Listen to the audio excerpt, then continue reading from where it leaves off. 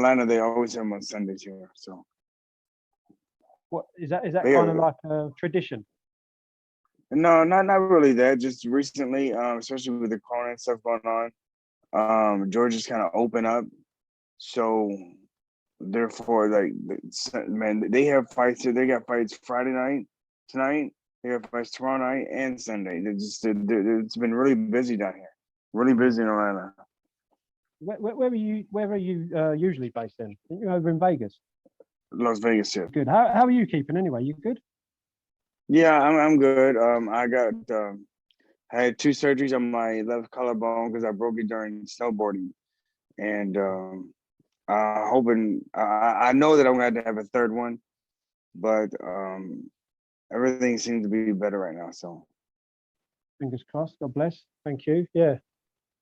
So it's just not just boxing that cause you injuries. You're a bit of a daredevil as well. yeah, you know what? Yeah, I've been told that. I don't give a shit what it is. I'll do it if I get. Why not? Yeah. Why not? I'll try it. But I- I'm not a good snowboarder, but I'm good enough to know that I messed up. You know what I'm saying? So yeah. Yeah, mate, you got bigger balls than me because I wouldn't get on a snowboard. I'd be too scared to fall off. My sick ass, I want to go again whenever I can next year. Yeah, that's yeah. We'll keep that there. That's the difference between you and me. Yeah, I know. So how you been anyway with regards to COVID and everything? You know. So far, I mean, it's just crazy on how COVID works and stuff because, my wife and I, we get tested, especially when we go to the restaurant, I get tested all the time, and we're negative. But then my mom, my mother, and my three boys, which we all live together, which tested positive. And Wow. so it's very weird on how shit is. Like, you know what I mean? Because I mean, during the time they got tested positive, I was getting tested 2-3 times a week. So Yeah. it's just crazy. So That's balmy. Yes, it is a bit crazy. But yeah, hopefully, I mean, over here in the UK, things are just opening up where I am now. So hopefully, yeah, I know. I just left there. It was like a deserted town.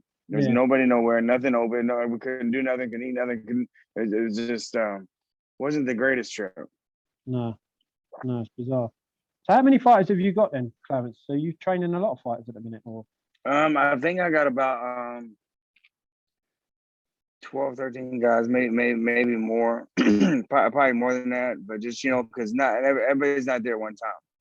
So, and even if they are, I spread them out throughout the day. So I'm usually there a lot. I usually have long days, Monday through Friday. Yes, it's great to see. I mean, I've spoken to a few fighters now. A lot of them seem to be in the game, still in the game for the right reasons, training and stuff. Right. It's quite alarming how many of them are talking about comebacks and stuff. Do you think it's Mike Tyson's fault? Do we blame Mike Tyson for that? No, because that was in the works. That's been in the works. I mean, listen, Mike Tyson is just a big name, but you gotta think, what's his name? Julio Cesar Chavez was doing it years ago. So, he actually is the one that started it. Chavez Senior that I could remember, because I was going to try to fight him. I was trying to get the fight with Chavez Senior, but it didn't work out. So talking about your career, then, I mean, you had an amazing career, You had a fantastic career. Thank you. You did. Who would have been your toughest fight? Who was your toughest fight? Orlando Canizales. You kind of said that without hesitating there. Well, because I mean, I was young and stuff like that, but just the fighter that he was, man, he was the toughest fighter. He could punch, smart, he adapt to whatever. I mean, just like he couldn't get. It's hard to get his rhythm. He's probably the best fighter I've ever boxed. So. Yeah, I mean, he was tough as well. He was tough. Where Yes, did your can I ask where your nickname come from as well? Bone. What happened was when I was little, I just remember that I hate Clarence, I hate whoever else, and I was just skinny, and and a scrawny, small little thing, and so the bones are all. I like that. So I I was called Bones since I was 5 years old, maybe younger. Yeah. They just sort of Yeah. stuck with you all the way through. Excuse me. I said it just stuck with you all the way through from 5 years old. Yeah, because I hate Clarence, I hate Richard, I hate Junior. Only I don't mind. I love Adams, but that's about it. Yeah.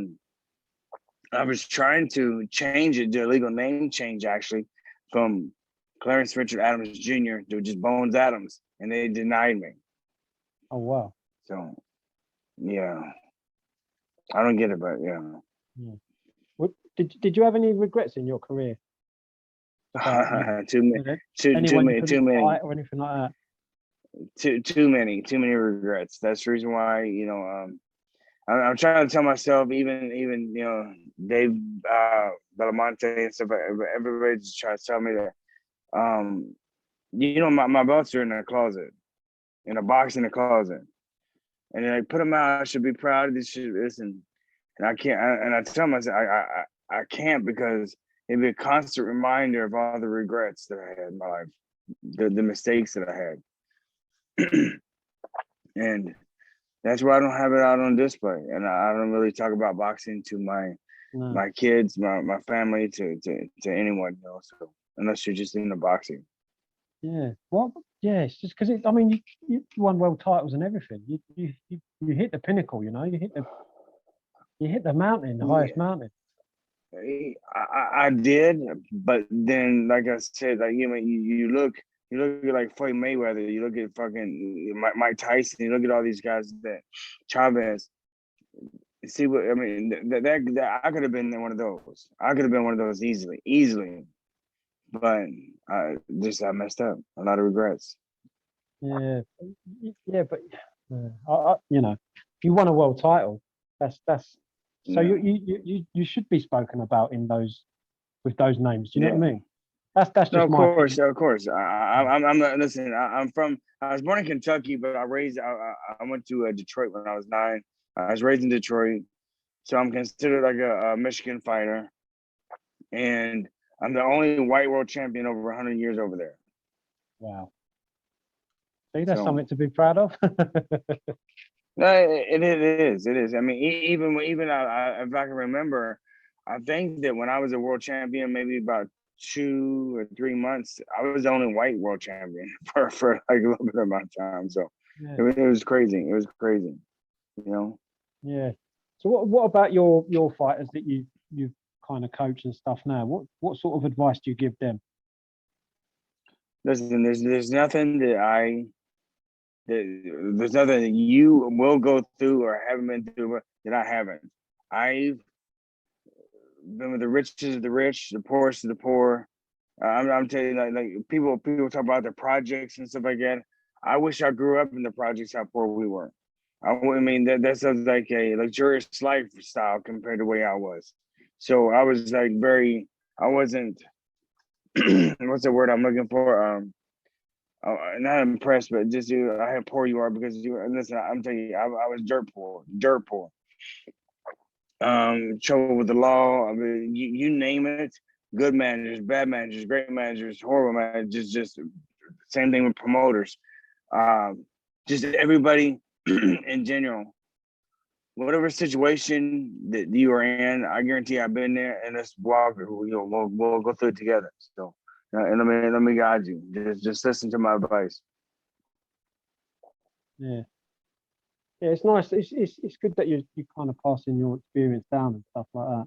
Have you got any world Yeah. champions in the making? Well, I got John Casimiro. He's a world champion.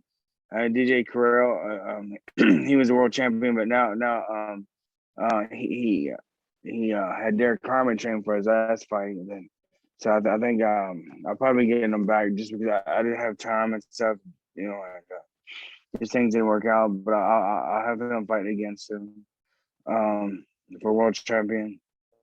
Then I have Keith Bounty Hunter. He's ready for a world title. Anybody 135, Yeah. even 140, even 140. Yeah, and I got several other little ones um that has a lot of potential. That's great. It's great.